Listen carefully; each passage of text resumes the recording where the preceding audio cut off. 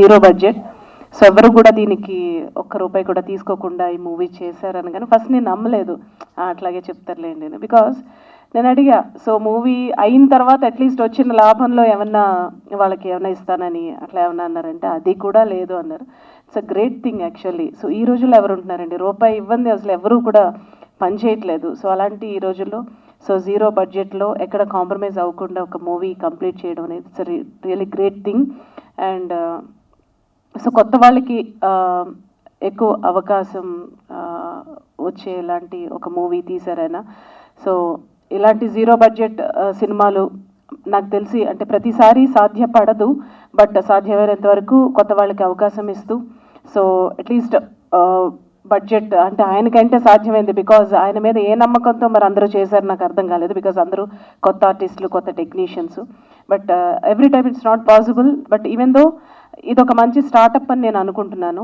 So ఇలాంటి మా zero budgets and లో బడ్జెట్స్ వస్తే కొత్త ప్రొడ్యూసర్స్కి సినిమాలు తీయాలని ఒక ఉత్సాహం వస్తుంది. ఎన్నో సినిమాలు ముందుకు వస్తారు, ఎంతమంది ప్రొడ్యూసర్లు బాగుంటారు, టెక్నీషియన్స్ బాగుంటారు, అందరూ బాగుంటాం. సో ఈ కరోనా పాండమిక్ టైంలో ఒకసారి మళ్ళీ వెనక్కి వెళ్ళి మళ్ళీ ఇప్పుడిప్పుడే సెటిల్ అవుతున్న ఈ టైంలో సో ఒక మంచి నిర్ణయం అని అనుకుంటున్నాను నేను. సూర్య గారు all the best, congrats. So ఈ సినిమా మంచిగా ఆడాలి, అందరికీ ఒక ఇన్స్పిరేషన్గా నిలవాలని మనస్ఫూర్తిగా కోరుకుంటూ థ్యాంక్స్ ఫర్ ఇన్వైటింగ్ మీ. అలాగే ఈ రోజున మనకి అతిథిగా ఇంకెవరిని పిలవలేదు, మీరిద్దరేనండి ఇంకెవరూ లేరని. అదేంటి సూర్య గారు అంటే మాకు చాలండి ఇంకంతకంటే ఏం కావాలన్నారు. సో ఆయన మీద అభిమానంతో నేను ఈరోజు రావడం జరిగింది, ఎంత బిజీ షెడ్యూల్లో ఉన్నా కూడా. సో అలాగే పెద్దనాన్న గారు కూడా సో ఆయనకి అసలు వచ్చే పరిస్థితి లేదు, ఈజ్ నాట్ ఫీలింగ్ వెల్, అయినా కూడా సో బ్లెస్ చేద్దామని, ఇలాంటి సినిమాలను ఎంకరేజ్ చేద్దామని పెద్దనాన్న గారు కూడా ఈ రోజున ఈ కార్యక్రమానికి రావడం జరిగింది. And once again I wish you all the best and all the whole crew of Ganda movie and all the best. Thank you. Varanasi Surya for this zero budget picture. I wish it will become a grand hit and it will become an ideal to so many aspirants in this film field who have not enough money to make a picture but a lot of ambition. So it's going to be a leader, it is going to be a specimen, it's going to be a flag. All the best once again, Surya. వడ్డీలకు తీసుకొస్తాం, finance తీసుకొస్తాం, ఇల్లు కుదవబెడతాం, పొలాలు కుదవబెడతాం. అయినా కూడా చిన్న cinema first copy వరకు వచ్చిన తర్వాత చచ్చిపోతుంది. సో వన్స్ ఆ సినిమా కర్మగాలి కాదు, ఖచ్చితంగా పోతుంది. ఎందుకంటే వచ్చిందో పోయిందో మన మీడియాకే తెలియనంత దారుణంగా చిన్న సినిమాలు పోతున్నాయి. ఇలాంటి పరిస్థితుల్లో చిన్న సినిమాకు మనం ఏదైనా సొల్యూషన్ తీసుకోవాలి. సో ఒక సినిమా పోయిందనుకోండి, ఇలా చిన్న చిన్న బడ్జెట్లు పెట్టుకుని సినిమా పోయిందనుకోండి, ఆ ప్రొడ్యూసర్ కనపడాడు, ఆ డైరెక్టరు కనపడాడు, వాళ్ళ భవిష్యత్తు అగమ్య గోచరం. సో అంత దారుణంగా చిన్న సినిమాలు చేసే ఆర్టిస్టులు, టెక్నీషియన్లు సో ప్రజెంట్ సిచ్యువేషన్లో ఉన్నారు. ఇక్కడ పెద్ద ప్రాబ్లం ఏంటంటే పెద్దవాళ్ళు సపోర్ట్ చేయట్లేదు, మీడియా సపోర్ట్ చేయట్లేదని ఒక అపోహలో ఉన్నారు. సో ఈ రెండింటి మధ్య గ్యాప్ ఉంది. చిన్న సినిమాలు చేసే ఆర్టిస్టులకి, టెక్నీషియన్లకి అంతవరకు రీచ్ అయ్యే సోర్స్ లేదు. మీడియా ఎప్పుడూ చిన్న సినిమాలకు సపోర్ట్ చేస్తుంది. ఎందుకంటే నేను మీడియాలో మనిషిగా గర్వంగా చెప్పగలను, చిన్న సినిమాకు మీడియా ఎప్పుడు సపోర్ట్ ఉంటుంది. సో ఈ ప్రాసెస్లో ఈవెన్ పెద్దవాళ్ళ వరకు వెళ్ళాలి అంటే అక్కడ కూడా సోర్స్ లేదు. ఇప్పుడు ఎగ్జాంపుల్ ఈ గండా సినిమా, ఇప్పుడు నేను చేసిన జీరో బడ్జెట్ గండా సినిమా ఒక కాంతారాలా ఉంది అనుకుంటున్నాను నేను. అల్లు అరవింద్ గారు సపోర్ట్ చేస్తే కాంతారా అవుతుంది. కాంతారాలో నోన్ ఆర్టిస్టులు ఒక్కరు కూడా లేరు. అల్లు అరవింద్ గారు సపోర్ట్ చేశారు కాబట్టి కాంతారా అయింది. సో రీసెంట్గా వచ్చిన బలగం ఎంత పెద్ద హిట్టో మీకు తెలుసు. సో దాంట్లో ఒక హీరో తప్ప నోన్ ఆర్టిస్టులు కానీ నోన్ టెక్నీషియన్స్ కానీ ఎవరైనా ఉన్నారా? దిల్ రాజు గారు సపోర్ట్ చేయబట్టి బలగం సినిమా అయింది. దాని తర్వాత నేను ప్రీవియస్ ప్రెస్ మీట్లోనే చెప్పాను, నేను అర్జున్ రెడ్డి అనే సినిమాకి స్టార్టింగ్ స్టేజ్లో ఎటువంటి సపోర్ట్ దొరకలేదు. కాశ్మీరీ ఫైల్స్ ఆ సినిమాకు కూడా ఎటువంటి సపోర్ట్ స్టార్టింగ్లో దొరకలేదు. నేను సగర్వంగా చెప్పగలను, మీడియా సపోర్ట్ ఇవ్వడం వల్లే అవి బ్లాక్ బస్టర్స్ అయ్యాయి. మీడియా సపోర్ట్ ఉంటే సినిమా ఇండస్ట్రీలో ఏదైనా సాధ్యమే. అందువల్లే నేను మీడియా మనిషిగా నిస్వార్థంగా, కోర్స్ మీడియా పాయింట్ ఆఫ్ వ్యూలో నేను చాలా స్వార్థంగా చెప్పగలను, నా మీడియా సపోర్ట్ ఉంటే ఇలాంటి సినిమాలు ఎన్నో వస్తాయి, ఇక చూస్తూ ఉంటారు కూడా. So I need your support, media support. Thank you so much. మీరు క్వశ్చన్స్ స్టార్ట్ చేయొచ్చు. ఇదే స్టేజ్ మీద కూర్చోబెడతా. ఇది నా పాయింట్ ఆఫ్ వ్యూలో నేను చెప్తున్నాను అన్నమాట. చిన్న సినిమా కోసం చాలామంది దేవుళ్ళు ఉన్నారు. వాళ్ళ వరకు వెళ్తే ఎంతో మంది దేవుళ్ళు ఇక్కడికి వచ్చి సపోర్ట్ చేస్తారు. ఆ దేవుణ్ణి కూర్చోబెట్టే బాధ్యత నేను తీసుకుంటున్నాను. Thank you. లేకుండా ఒక సినిమా చేయడం సాధ్యమా కాదా? ఈ మాట నేను స్టార్టింగ్లో అన్నప్పుడు ఎంటైర్ ఈజీ సినిమా ఫ్యామిలీ ఎవరూ నమ్మలేదు సార్. ఎందుకంటే బడ్జెట్ లేకుండా సినిమా ఎలా చేస్తారయ్యా? ఇప్పుడు మీ క్వశ్చన్సే అప్పుడు నాకు వచ్చాయి. కానీ చేయొచ్చు అని నేను ఒక ప్రీ ప్లాన్ చేసుకునేసి స్టార్ట్ చేస్తే 5 సంవత్సరాలు నాకు పట్టింది ఒక సినిమా అని మీరు అనుకుంటున్నారు.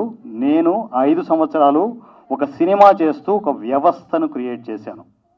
సో ఆ ప్రాసెస్లో జీరో బడ్జెట్ కాన్సెప్ట్ మొదలైంది అక్కడ నుంచి. 5 సంవత్సరాల ముందు నుంచి జీరో బడ్జెట్ కాన్సెప్ట్ అంటే మేము చేసే పద్ధతి ఏంటి అంటే, ఇప్పుడు ఒక 2 minutes నాకు టైం కావాలి, ఎందుకంటే ఎక్స్ప్లెయిన్ చేయాలి. ఖచ్చితంగా ఎంతోమందికి ఉపయోగపడుతుంది ఇది. మీ ప్రతి డౌట్ ఇక్కడ నేను చెప్పే ఎక్స్ప్లెనేషన్లో క్లారిటీ వస్తుంది. సో జీరో బడ్జెట్లో ఒక సినిమా చేయాలంటే ఫస్ట్ ఏం కావాలి? సినిమా చేయాలంటే కథ కావాలి. సో కథ కోసం నేను చేసింది ఏంటి అంటే ఆన్లైన్ని యూజ్ చేసుకున్నాను. వాట్సాప్ ద్వారా ఎంతోమంది రైటర్స్ని ఆన్లైన్లో నేను గ్రూప్స్గా గ్యాదర్ చేశాను. దానికి ఈజీ సినిమా ప్లాట్ఫామ్ నాకు ఎంతో ఉపయోగపడింది. నేను ఒక వీడియో పెడితే ఎక్కడెక్కడి నుంచో, మన లోకల్ నుంచి కాదు, ఈవెన్ అబార్డ్ నుంచి, గల్ఫ్ కంట్రీస్ నుంచి తెలుగు వాళ్ళు జాబులు చేసుకుంటూ రకరకాల బిజినెస్ చేసుకుంటూ అక్కడ కూడా రైటర్స్ ఉన్నారు. వాళ్ళందరినీ పోగు చేసి గండా అనే ప్రాజెక్ట్కి 63 మెంబర్స్ రైటర్స్ని ఆన్లైన్లో గ్రూప్గా చేయడం జరిగింది. అక్కడ నాకు కావాల్సిన ఇన్పుట్స్ అన్నీ అక్కడ వేసేసి ఇది కావాలి నాకు అని చెప్తే వర్షన్స్కి ఒక డేట్ అనుకునేసి ఆ డేట్ ప్రకారం ప్లాన్ చేసుకుంటూ వచ్చాం. ఎక్కడెక్కడి నుంచో వర్షన్స్ వచ్చాయి.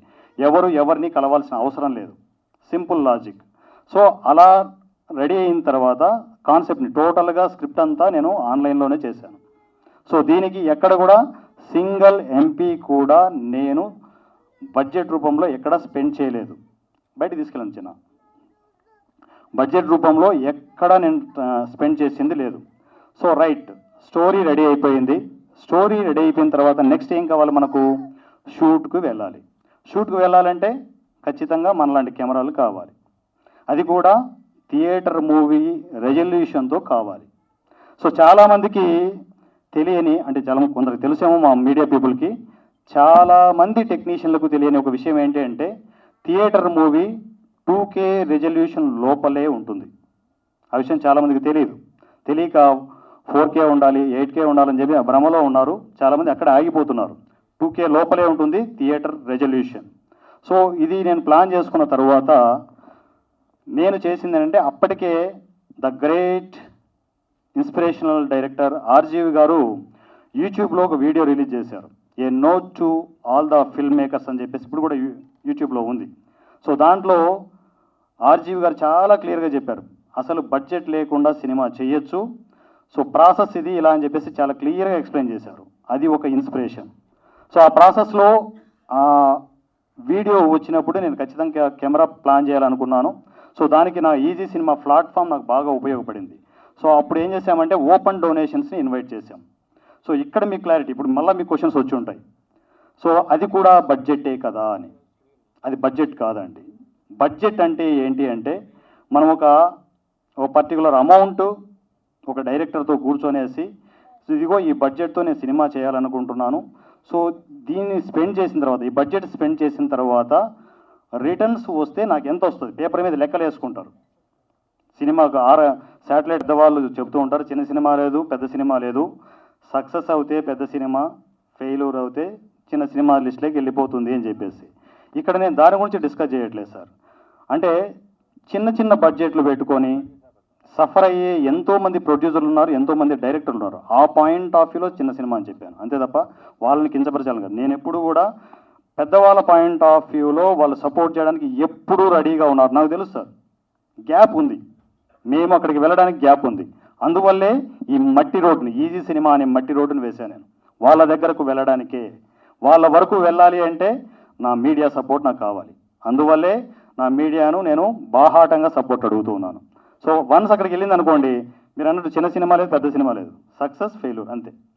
కేవలం సౌండ్ బాగుందని పెట్టాను. ఎందుకంటే ఒక ఇంపార్టెంట్ క్యారెక్టర్కి టెంపో ఉండాలి, సౌండింగ్ ఉండాలి. సో తర్వాత శివశక్తి దత్త గారు దాని మీనింగ్ చెప్పారు. సో గండ అనేది ఒక మెయిన్ పిల్లర్ క్యారెక్టర్కి పెట్టిన టైటిల్ అది. సో అది శివశక్తి దత్త గారు ఏం చెప్పారంటే, కన్నడలో మొగుడు మగాడు అనే అర్థం ఉంది అని చెప్పారు. గండర గండడు అంటారు చూడండి, అట్లా ఉంటుంది సార్. ఆ క్యారెక్టరే కీలకం,